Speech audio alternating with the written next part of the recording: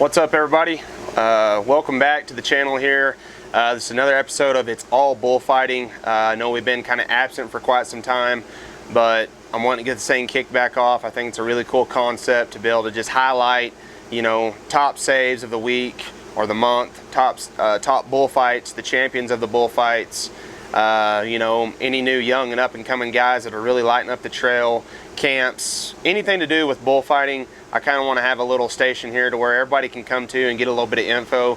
But you know, jumping in, we've got the summer run took off. It's been an exciting summer, so to say, already. A couple weeks ago in Cleburne, Texas, and it's a rodeo that I've been going to since my permit year. So I don't know exactly how many years, but it's well over 10 or 12 years now going to Cleburne, Texas.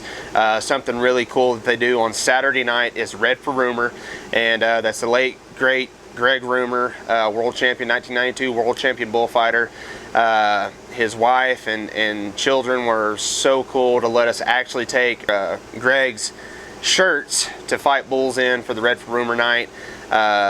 Chad Ellison, JB Mooney brought in a fighting bull for us to sell the show with, and the excitement was really, really top notch. Here's the bullfight. Here we go! Come on, Webster to the inside. Webster to the other side. Don't let him get away from you. Look at this man go. He gets down to the barrel.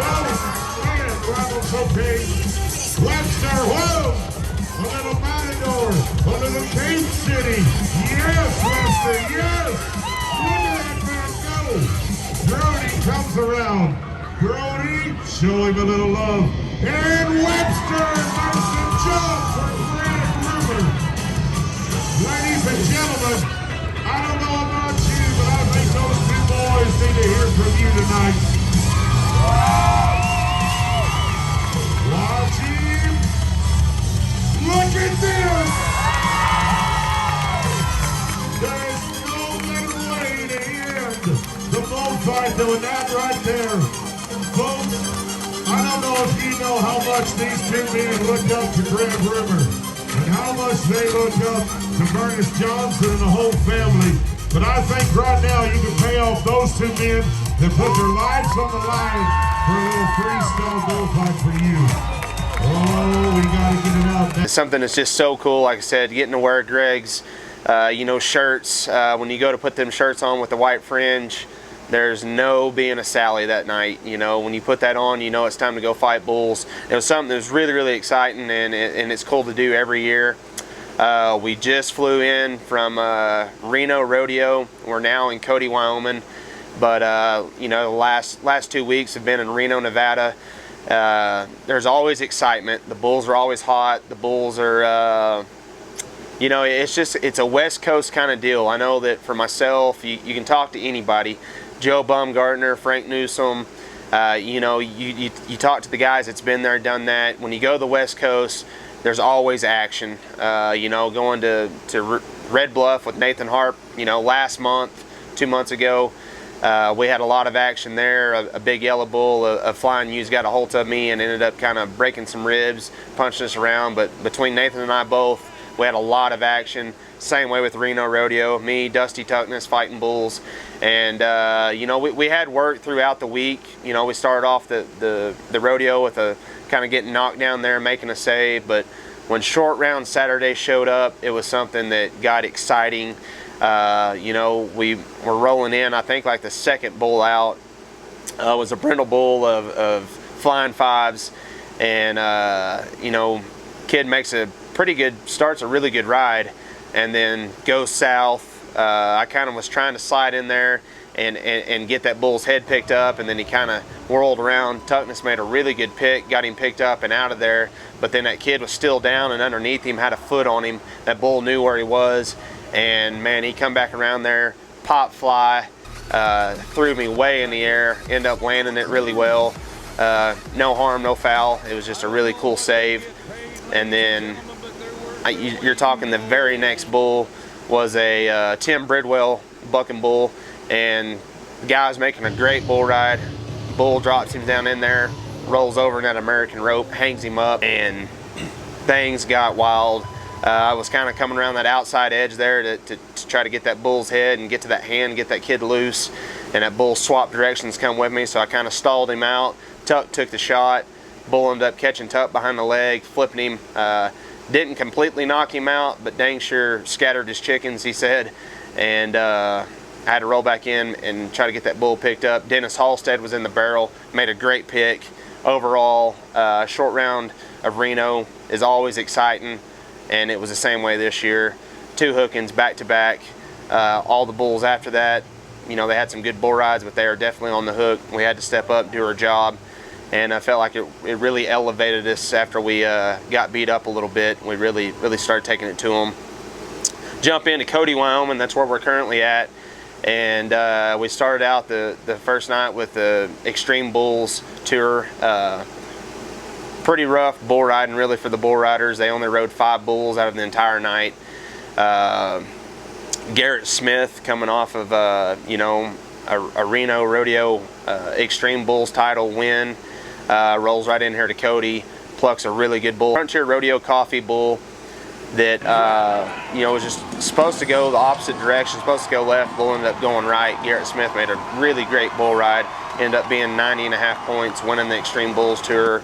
BFO was here, had a great lineup of bullfighters: Aaron Mercer, Wes Murkowski, Zach Call, Bo Schuth, and ended up being a good bullfight. Trevor Hampshire with Hampshire Fighting Bulls had the bulls here, and Aaron Mercer ended up clinching the win. Had a little difficulty getting by that bull there a couple times, ended up getting him on the fence, but overall put together a really good bullfight, walks out with the win. Jumping into the UBF, Ashley and I sent bulls to Stanford, Texas this last weekend, and it was a 9-head bullfight, and Austin Ashley, Noah Krebs, and a new young guy named Greg Howard showed up. And he came to the UBF school of Frank Newsom's maybe last month, and you know, here's his debut. Did really good at the camp. Here's his debut with the UBF at Stanford, and Greg ended up actually advancing into the short round, and that's where he drew a bull we call Donald that Ashley has raised from the time he's a little bitty calf. It's a big brindle bull, really stout, really strong, and it was a wreck. Here it is. No, it's hot. Oh, look at him. Oh, look at him. Look at him. Florida Cowboy is in it. There. Oh, yeah. Careful, boys. Careful. Yeah. The mullet power is in the house. Whoa. He balls up. Get him out. Hey! Ladies and gentlemen, he's trying to go back at it, but he needs to hear from you right now. Greg Howard, I mean, has a lot of heart, a lot of grit, and it's just neat to see a young guy taking an opportunity, his debut, and you know, talking to him a little bit here and there in between and after. You know, he was really pumped up, felt like he done really well. You know, and he keeps asking, what else can I do? And I'm like, man, you're just gonna have to get entered. You're gonna have to get in some more events and get the ball rolling just to get that game time and start figuring out, you know, the difference of that caliber of a bull running at you. Austin Ashley was entered, advanced through the first night, made the short round, and Austin ended up having a really just solid bullfight. Drew a black bull that we call number 9. Doesn't have a name, but he's just a solid bull. We had him there at San Antonio earlier in the year and put on just a solid, good bullfight. Nothing fancy, nothing crazy, but you know, didn't get hooked, didn't go up the fence and clinch the win. So he is the Stanford, Texas UBF champ, Austin Ashley. Also the same weekend, Dublin, Georgia was a standalone UBF, and you know, the top guys of the tour was there. And Chance Mormon ended up coming out on top. He ended up being 90 points in the short round. It was an extremely great bullfight. You know, this bull had a lot of action, really had a lot of gas, and Chance just really, Chance has kind of went to one of them levels that I think is just so neat, because He's so smooth. He's so good in his steps. Everything that he's doing is really exciting to watch, because it's not so much a bull fight to say. It is more, to me, looks like more of a personal of an art form. You know, he really sticks in bulls good and solid and slow. All the capes, everything he does is just so tight with them animals, and it's just exciting to watch, because it's literally chaos controlled in the palm of his hand. And Chance Mormon ended up walking away with the Dublin, Georgia UBF title. To the replay, Mormon starting it out, taking a few notes from Air Jordan in the back, gets the ups, gets the ability. Now he makes the fakes look so easy. Watch him go to work in front of that Wrangler banner as we say thank you to our friends at Wrangler and Pendleton Whiskey, the official whiskey partner of the UBF. Watch him as he comes back around now. Mormon doing a little bit of fence work before he trails off. Scores are coming in right now for Chance Mormon. How about a brand new high mark score of the weekend? Make some noise for 91 points.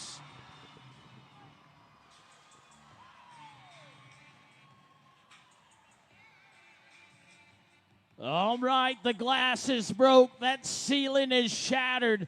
I told you, Dublin, we were going to get some 90 points here in the championship. A guy rolls in from Fort Worth, won $50,000. I think he's won another event since then, and then adding Dublin, Georgia to it. This is a guy that's, you know, 20, 21 years old and has won literally over $70,000 freestyle bullfighting. So that is exciting for the sport, exciting for Chance Mormon.